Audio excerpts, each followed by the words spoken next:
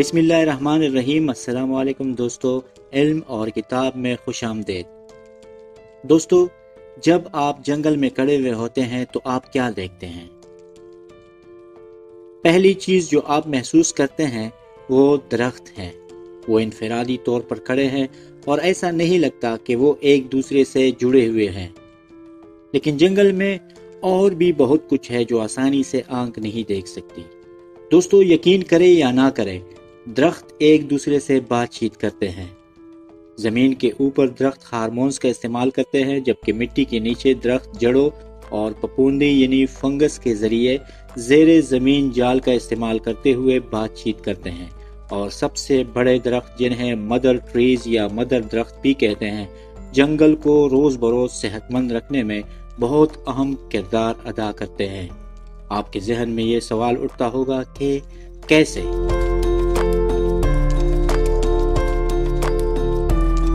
دوستو، درخت ہارمونز کے ذریعے زمین کے اوپر بات چیت کر سکتے ہیں۔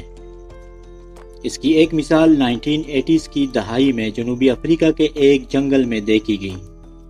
اس وقت ایک خوفناک خشکسالی جاری تھی اور واحد پودا جو جانوروں کی آبادی کو سہارا دینے کے لیے کافی اچھا کام کر رہا تھا وہ ببول کا درخت یعنی اکیشیا ٹری تھا۔ جانوروں کی ایک قسم جو ببول کے درخت پر بہت زیادہ انحصار کرتی تھی، وہ ایک ہرن جیسی مخلوق تھی جسے کڈو کہتے ہیں۔ خشکسالی کے دوران ایک وقت ایسا آیا کہ کڈو اچانک بغیر کسی وجہ کے مرنے لگے۔ تحقیق کے بعد یہ پتہ چلا کہ کڈو زیادہ ٹینن کی وجہ سے مر رہے ہیں۔ ٹینن پودے کا زہر ہے جو کڈو کے چرنے کے دوران کہا جانے والے ببول کے درختوں کے دفاعی رد عمل کے طور پر پیدا ہوتا تھا۔ دوران تجربہ یہ بھی پتہ چلا کہ ببول کے پودے جو ابھی تک کڈو چرانے سے متاثر نہیں ہوئے تھے، وہ بھی اضافی ٹیننز پیدا کر رہے ہیں۔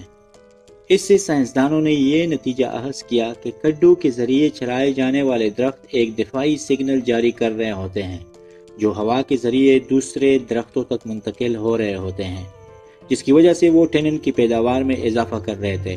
دفاعی اشاروں کی یہ نقل و حمل ہوا کے ذریعے درختوں کے رابطے کی ایک شکل بتاتی ہے۔ 1980 کی دہائی میں اس تجربے کے بعد دوسرے سائنسدانوں نے بھی درختوں پر تجربات کیے تاکہ ان کی ہارمونز کے ذریعے بات چیت کرنے کی صلاحیتوں کو جانچا جا سکے۔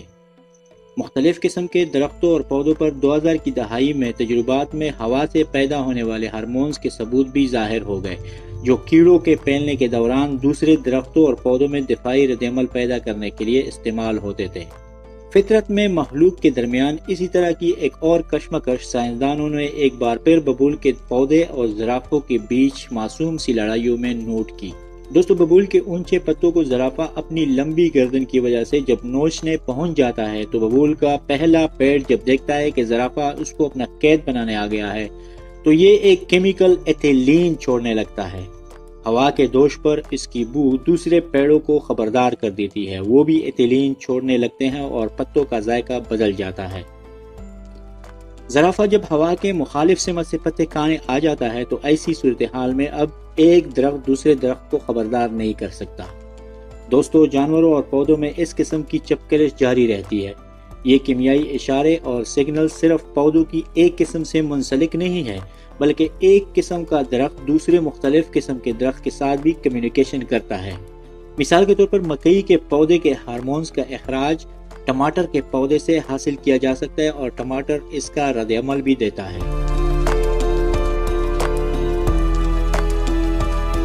دوستو، پودے زمین کے نیچے کاربن، غذائی اجزاء اور دفاعی اشاروں یا سگنلز کو زیر زمین جڑوں اور فنگس کے نیٹ ورک کے ذریعے ٹرانسفر کیا کرتے ہیں۔ معمولات کی ترسیل کے لیے فنگل نیٹ ورک کے استعمال کی صلاحیت پودوں کی جڑوں کے ذریعے بات چیت کرنے کی صلاحیت سے بہت زیادہ ہے، کیونکہ فنگل نیٹ ورک جنگل کی زمین کے نیچے کی مٹی میں دور تک پھیلا ہوا ہوتا ہے۔ ہوا کے دوش پر ہارمونز کے اخراج کی طرف پودوں کے درمیان زیر زمین کاربن، غذائی اجزاء اور دفاعی سگنلز کی ترسیل نہ صرف ایک قسم کے پودے کے درمیان ہوتی ہے بلکہ درختوں کی دوسری اقسام بھی آپس میں یہ سگنل ٹرانسفر کیا کرتے ہیں۔ مختلف پرجاتیوں کے پودے روٹ کمیونیکیشن اور فنگل نیٹ ورک کے ذریعے دفاعی سگنل بھیج کر کیڑوں اور بیماریوں کے پھیلاؤ کی روک تھام کے لیے ایک دوسرے کی مدد بھی کیا کرتے ہیں۔ कीड़े या बीमारी से मुतासिर होने वाला दरख्त एक दिफाई सिग्नल भेजता है जो दूसरे दरख्तों को हमले के लिए तैयार करता है, ताकि तब वो अपना दिफा कर सके जब कीड़े या बीमारी उन तक पहुंचती है। बाहमी रबत के जरिए मदर प्लांट दूसरे पौधों को कार्बन और नशोनुमा के लिए ज़रूरी ग़िज़ाई अज्जा के साथ साथ सहारा देने के काबिल होते हैं और तब तक बीमार दरख्तों की मदद भी करते हैं जब तक वो खुद ठीक ना हो जाए। इसके अलावा ये भी माहिरीन ने ऑब्जर्व किया हुआ है कि दरख्तों की बीमारियों और कीड़ों से उनके बढ़ते हुए एक्सपोजर की वजह से मदर प्लांट छोटे पौधों को दिफाई इशारों के जरिए अपना इल्म फराहम कर सकते हैं। मदर दरख्त जंगल में सबसे कदीम और सबसे बड़े दरख्त होते हैं और उनका वसी नेटवर्क और तजुर्बा उन्हें दूसरे दरख्तों के साथ ज़्यादा से ज़्यादा मालूमात के तबादले में मदद फराहम करता है, जिससे वो इन बीमारियों या कीड़ों से लड़ सकते हैं जो उन्हें मुतासिर करती है। इसके साथ साथ मदर प्लांट्स अपनी नस्ल और दूसरी नस्लों के पौधों में फ़र्क करने के काबिल भी होते हैं, जिससे वो अपने ख़ानदान के पौधों को ज़्यादा ग़िज़ाई अज्जा फराहम करते हैं। ये दूसरी नस्ल के इन पौधों की नशोनुमा की हौसला शिकनी भी करते हैं जो उनकी नस्ल के पौधों की नशोनुमा को रोकने की कोशिश करते हैं। इसके अलावा दोस्तों, मदर ट्रीज को उनके आसपास के छोटे पौधे कार्बन और ग़िज़ाई अज्जा की मुंतकिली के जरिए जिंदा रखते हैं, चाहे वो सिर्फ एक तन्ना ही क्यों ना बचा हो, क्योंकि सैकड़ों साल पुराने दरख्तों के लंबे कटे हुए तनों में भी सब्ज लकड़ी पाई गई है। दोस्तों, ये था हमारा आज का टॉपिक। उम्मीद करते हैं आपको पसंद आ गया होगा।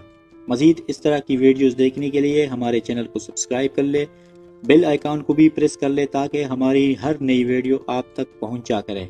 मिलते हैं अगली वीडियो में, तब तक अल्लाह हाफिज।